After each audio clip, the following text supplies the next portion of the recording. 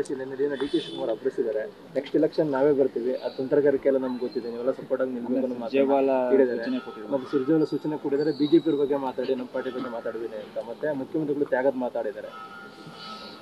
ನಾನು ನಿನ್ನೆನೇ ಹೇಳಿದೆ, ಕಾಂಗ್ರೆಸ್ ಅವರು ಒಡೆದ ಮನೆ. ಸಿದ್ದರಾಮಯ್ಯರು ಡಿ ಕೆ ಶಿವಕುಮಾರ್ ಹೇಳಿದ್ದಾರೆ ನೆಕ್ಸ್ಟು ನಾವೇ ಬರ್ತೀರಿ ಅಂತ. ನೆಕ್ಸ್ಟು ಅವರೇ ಬರಂಗಿದ್ರೆ ಈಗ ಕುರ್ಚಿಗೆ ಯಾಕೆ ಕಿತ್ತಾಡ್ತಾ ಇದ್ದೀರಾ ಸ್ವಾಮಿ? ಕಿತ್ತಾಡಬೇಡಿ, ಬಿಟ್ಬಿಡಿ. ನೆಕ್ಸ್ಟು ನೀವೇ ಬರಂಗಿದ್ರೆ ಕುರ್ಚಿಗೆ ಯಾಕೆ ಕಿತ್ತಾಡ್ತಾ ಇದ್ದೀರಾ? ಒಡೆದಾಡ್ತಾ ಇದ್ದೀರಲ್ಲ. ನನಗೇನು ಭಯ ಅಂತ ಹೇಳಿದ್ರೆ, CM ಕುರ್ಚಿ ಎಲ್ಲಿ ಕಾಲುಗಳೆಲ್ಲ ಕಿತ್ತಾಕ್ಬಿಡ್ತಿರೋ ಅಂತ. ಇರೋ 4 ಕಾಲು, ಆ 4 ಕಾಲುನು ಸಿದ್ದರಾಮಯ್ಯ ಒಂದ್ ಕಡೆ, DK ಒಂದ್ ಕಡೆ, ಪರಮೇಶ್ವರ್ ಒಂದ್ ಕಡೆ, ಜಾರಕಿಹೊಳಿ ಕಡೆ 4 ಕಾಲು ಎಳೆದ್ರೆ ಆ CM ಕುರ್ಚಿ ಕಾಲುಗಳು ಹೊರಟೋಗ್ತದೆ. ಮುಂದೆ ಬರೋ ಸರ್ಕಾರಕ್ಕೆ ಆ ಕುರ್ಚಿ ಮಾಡಿಸೋದೇ ದೊಡ್ಡ ಸಮಸ್ಯೆ ಆಗೋತತೆ. ಅದರಿಂದ ನೀವು ಮುಂದೆ ಬರಂಗಿದ್ರೆ ಇವಾಗ ಯಾಕೆ ಜಗಳ ಆಡ್ತಾ ಇದ್ದೀರಾ? ನಿಮ್ ಜಗಳ ಆಡ್ತಾ ಇರೋದ್ರ ಅರ್ಥ ಏನು ಅಂದ್ರೆ, ಮುಂದೆ ನಾವು ಬರಲ್ಲ, ಈಗಲೇ ಏನಿದ್ರು ಮುಖ್ಯಮಂತ್ರಿ ಪದವಿಯನ್ನ ಒದ್ದು ಕಿತ್ಕೊಬೇಕು. ನಾನು ಹೇಳಿದ್ದಲ್ಲ, ಅವ್ರು ಹೇಳಿದ್ರು ಒದ್ದು ಕಿತ್ಕೊಂತೀನಿ ಅಂತ. ಒದ್ದು ಕಿತ್ಕೊಂತಾರಷ್ಟೇ.